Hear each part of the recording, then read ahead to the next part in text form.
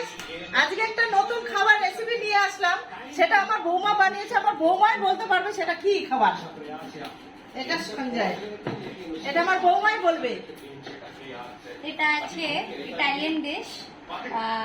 It is non-veg ravioli, chicken আর লাল শাক আর চিজ দিয়ে, গুঁড়া চিজ দিয়ে এগুলা এরকম ফোল্ড করতে হয়, এরকম পুরো স্টাফিং দিতে হয় এর ভিতরে, আর তারপরে সস তৈরি করতে হয় আর চিজ দিয়ে টপিং করে এটা খেতে হয়। और ये है फ्राइड डम्पलिंग्स। एटा फ्राइड डम्पलिंग्स, हाँ ये खा के देखो, तुमको बहुत अच्छा लगेगा। मीठा मीठा है, मीठा है ना? हाँ मीठा है। ये खाओ, पूरा चीज है बच्चों को। ये কিরকম লাগছে সঞ্জয়? সঞ্জয় কিরকম লাগছে? টেস্টি কিরকম আছে? সেই টেস্টি আছে। মামিকে থ্যাংক ইউ বলে এত সুন্দর খাবার বানানোর জন্য।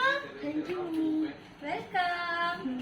আর বন্ধুরা সবাই দিদা আর হদলুর চ্যানেলকে লাইক করবেন, ফলো করবেন, সাবস্ক্রাইব করবেন, আর সবাই ভালো থাকবেন।